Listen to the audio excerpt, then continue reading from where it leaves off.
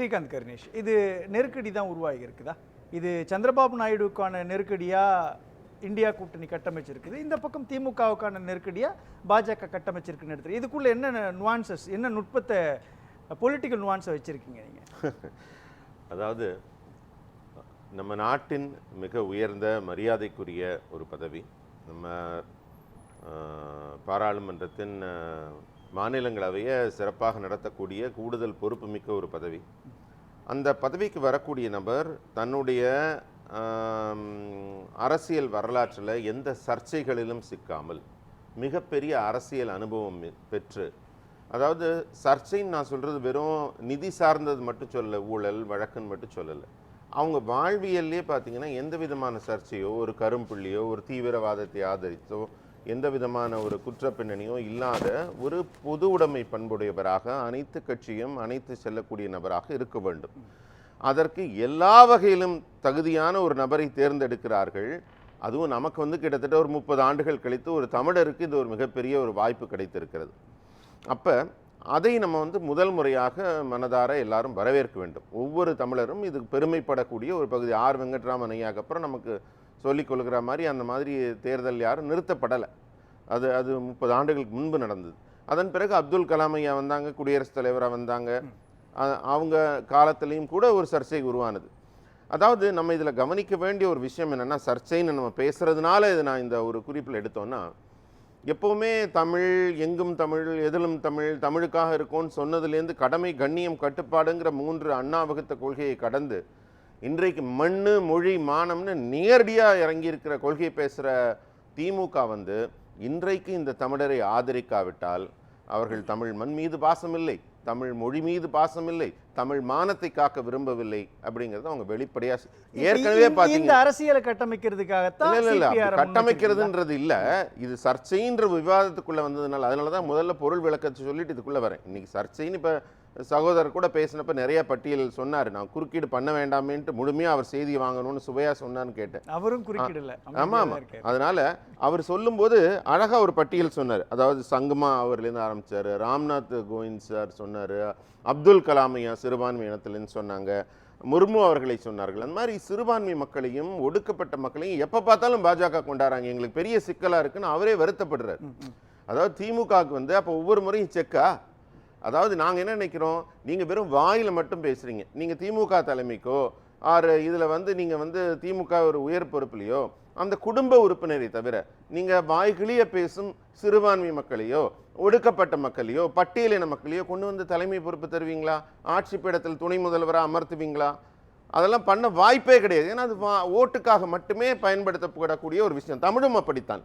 இன்னும் சொல்ல போனால் நீங்கள் திராவிட முன்னேற்ற கழகத்தில் இருக்கிறதுல பாதிக்கு மேலே தலைமையிலேருந்து அத்தனை பேருமே தெலுங்கு இனத்தை சேர்ந்தவர்களாக தான் இருப்பார்கள். அந்த கேளுங்க முடிச்சிடுறேன். அதுதான் நான் வரேன், அதுக்கு வரேன். அவங்க அதே மாதிரி அவங்க கொண்டாடும் தலைவர்கள்னு சொல்றவங்களை பார்த்தீங்கன்னா அவங்க கன்னடம் பேசுறவங்களா இருப்பாங்க, தெலுங்கு பேசுறவங்களா இருப்பாங்க. தமிழர்களே இல்லாத காரணத்தினால தான் அவங்க தமிழர் முன்னேற்ற கழகம்னு இல்லாம இல்லாத ஒரு சொல்லான திராவிடத்தை பிடிச்சுக்கிறாங்க. ஏன்னா அவங்களுக்கு தமிழ் மொழி மீது பற்று இல்லை, தமிழ் நாட்டின் மீது பற்று இல்லை. நான் கேட்கறது என்னன்னா, ஒரு பக்கம் சிபிஆரை கொண்டுட்டு நிறுத்திட்டு அதன் மூலமாக தெலுங்கு அரசியலை நீங்க கையில வைக்கிறப்போ இந்தியா கூட்டணி அதை ரொம்ப டாக்டிஸாக ஹேண்டில் பண்ணி அந்த இடத்துல சுதர்சன் ரெட்டியை கொண்டுட்டு அங்க சந்திரபாபு நாயுடுக்கு செக் வச்சுட்டாங்கன்னு அர்த்தம். சந்திரபாபு நாயுடுக்கு மட்டும் கிடையாது, ஜெகன்மோகன் ரெட்டிக்கும் அதுல ஒரு சிக்கலை உருவாக்கிட்டாங்களே. ஒட்டுமொத்த ஆந்திர அரசியலுக்குள்ளேயே ஒரு சிக்கலை உருவாக்கி வச்சிருக்காங்களா இந்தியா கூட்டணி இப்போ?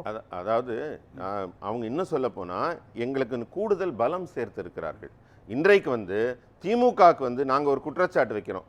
உங்க தலைவர்களா தெலுங்கு கன்னடம் பேசுறவங்க, பெரியார் எடுத்துக்கோங்க, வேற எந்த தலைவர்கள் எடுத்துக்கோங்க, இவங்க குடும்பத்துக்கே எந்த ஊருன்னு சொல்றாங்க, எந்த ஊர்ல இருந்து வந்திருக்காங்க, ஆந்திரால இருந்து இடம்பெயர்ந்தவர்கள்னு. இல்ல நான் என்ன சொல்ல வரேன், இல்ல நீங்க ஒரு நிமிஷம் தலைப்பு வேண்டாம். இல்ல அது இல்ல நீங்க பேசுறப்ப நான் முழுமையா உள்வாங்கினேன் இல்லையா? உங்க நேரத்தில் நீங்க உங்க பதில் சொல்லுங்க. பெரியார் தமிழரா? பெரியார் கர்நாடகா? வேண்டாம், அந்த தலைப்பு வேண்டாம். ஸ்ரீகாந்த் கணேஷ் பெரியார் தமிழர்னா யார் சார்? தமிழரா? நம்ம யார் தமிழர்? விபி விபி ஓட டாபிக்ல பெரியார் தமிழர் சார் விவாதம் இது கிடையாது. பெரியார் தமிழர் தமிழராங்கிறதா வாதமா? இல்ல தவறா சார். உங்களுக்கு திமுக ஸ்ரீகாந்த். ஆதரவு நிலைப்பாடு ஸ்ரீகாந்த். இல்ல இல்ல நீங்க ஸ்ரீகாந்த் தப்பு கணேஷ் தப்பா வரலாறு பேசுறீங்க.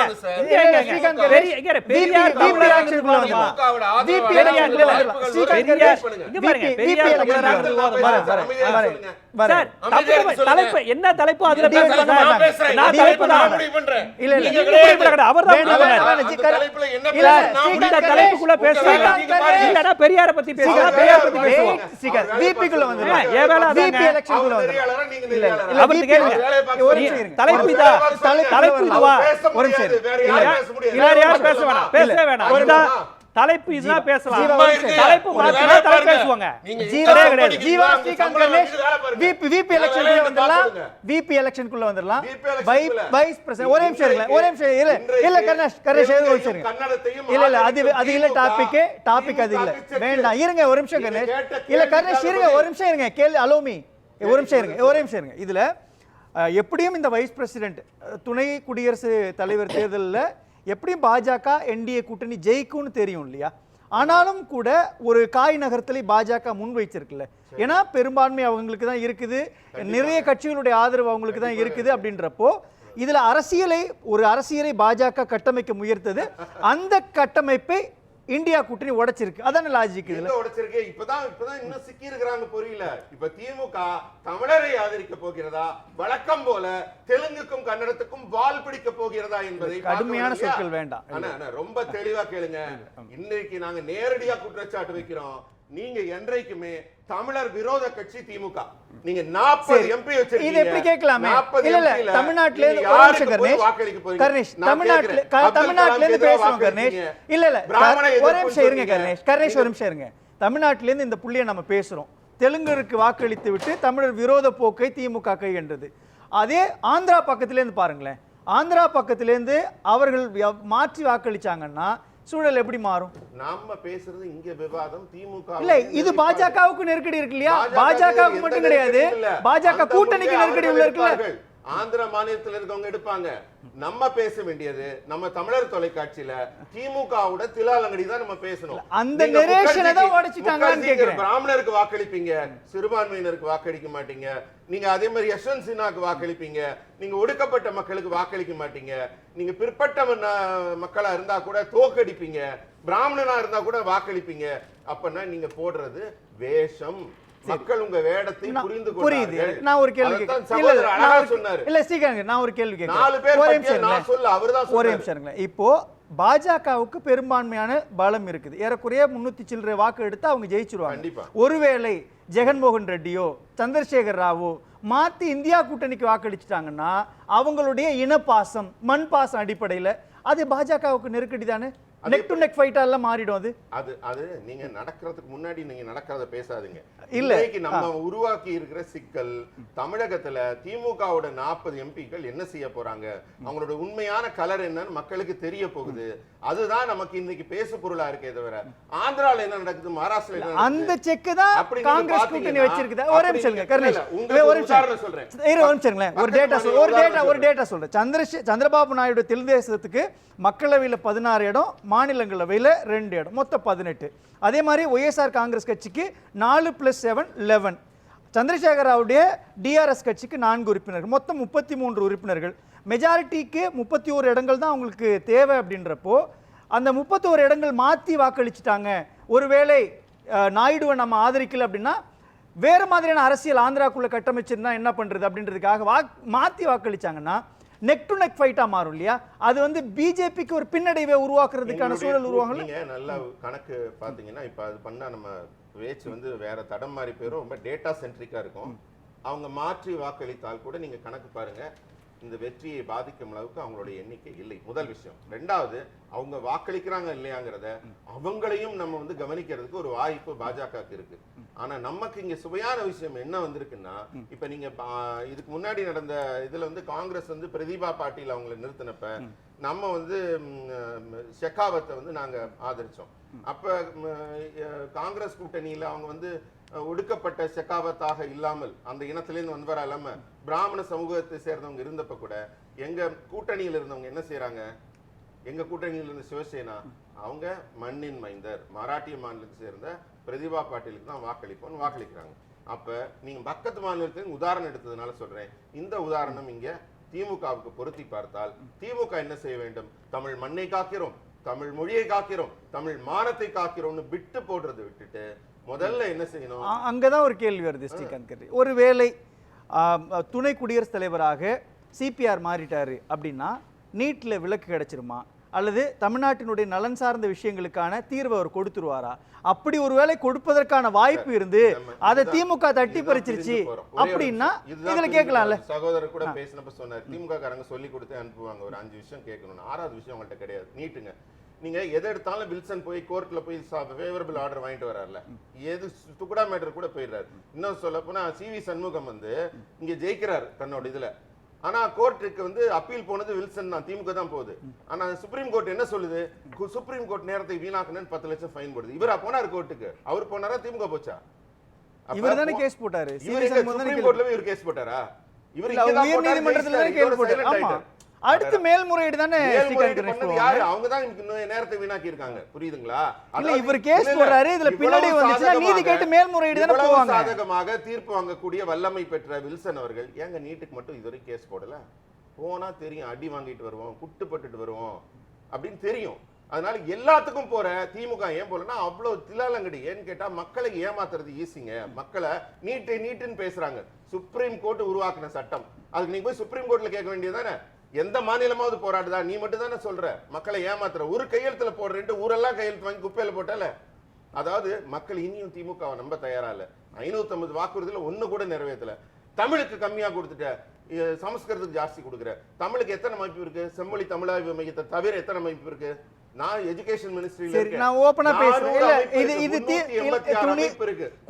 குடியரசு துணைத் தலைவர் தேர்தல் வந்து திமுக பின்னடைவை உருவாக்குமா? பின்னடைவை உருவாக்குமா? இதெல்லாம் ஏமாத்துறாங்க. எஜுகேஷனுக்கு பணம் கொடுக்கலன்றாரு.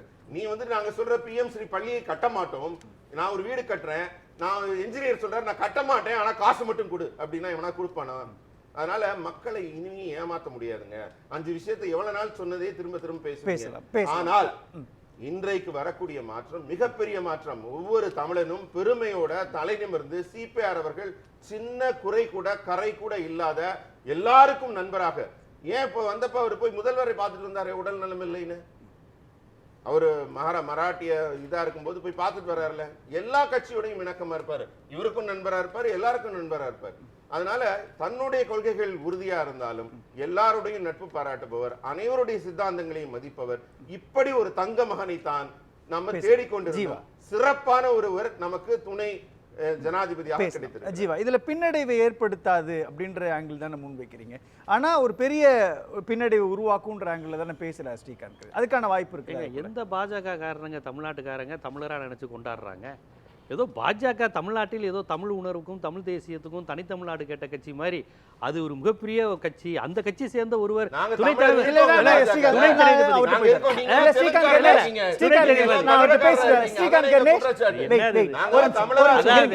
இல்ல ஒரு நிமிடம் ரீகன்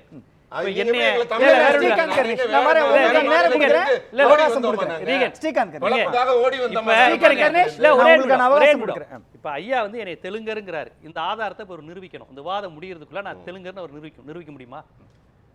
இப்ப நான் தெலுங்கர்னு ஒரு நிரூபிக்கணும். ஆமா, இப்ப அவர் தெலுங்கர் தானே சொன்னாரு. இப்ப அவர் தெலுங்கு, நான் தெலுங்கர்னு இன்னைக்கு இவர் சொல்லியிருக்காரு. இருங்க, திமுக இருக்க பெருமை மூத்த தலைவர்கள இருந்து எல்லாரும் தெலுங்கு கன்னடம். என்னைய பார்த்து நீங்க பெரியார் தமிழர் இல்ல, உங்கள்ட்ட என்னத்தை எதிர்பார்க்க முடியும்? என்னைய இப்ப தெலுங்கர், என்னைய தெலுங்கர்னு இப்ப அவர் நிரூபிக்கணும். பெரியார் தமிழரா? அதாவது எதையாவது உன சொல்ல வேண்டியது, அப்புறம் அவரை மடைமாற்றி பேச வேண்டியது. நாங்க அப்ப தமிழர் இல்ல, நீங்க நிரூபிங்க. தனிப்பட்ட ரீதியிலான தாக்குதல் பாஜக இருக்கவங்களா தமிழர் வேண்டாம் ஸ்ரீகாந்த் கணேஷ். நாங்க தமிழர் இல்லையா? தமிழர்களுக்காக ஏதோ பேசுற மாதிரி பேசுறாங்க. ஒவ்வொருத்தரும் பேசுறாங்க. பாஜக அத்தனை பேரும் பச்சை தமிழா இருக்கும். ஒரு நிமிஷம், உங்கள மாதிரி ஓடி வந்தவங்க கிடையாது. ஒரு நிமிஷம் இல்லங்க, அவர் தனித்தனியா பேசினா ஆரோக்கியமா இருக்கும். என்னைய தெலுங்கர்னா அவர் அதை ப்ரூவ் பண்ணணும். நீங்க முதல்ல நாங்க தமிழர் இல்லன்னு ப்ரூவ் பண்ணுங்க. தமிழர் இல்லங்கறீங்களா? பாஜக இல்ல தமிழர்ல நான் என்ன சொல்றேன்? நீங்க இப்ப சொல்றீங்க நான் ரெண்டு பேரும் தமிழர் வெயிட் பண்ணுங்க. நான் ஒரே ஒரு விஷயம், தமிழரின் அடையாளம் நாங்க தான் தமிழின் அடையாளம். ஒரு நிமிடம் இருங்க. தமிழை கொண்டு வரது நாங்க தான். சரி, ஓகே. நீங்க தமிழை எதுக்குறீங்க? தமிழை அழிக்கிறீங்க. நீங்க தமிழர்களின் தமிழர்களின் அடையாளம் எது? தமிழர் அரசியல் எது? நான் திருப்பி கேக்குறேன், அதுக்கு பதில் சொல்ல மாட்டாரு. ஜிஎஸ்டியா இருக்கட்டும். ஜிஎஸ்டி தமிழின் அடையாளம் இல்லங்க, பொருளாதார அடையாளம். உங்களுக்கு அப்ப தமிழருக்கு இல்ல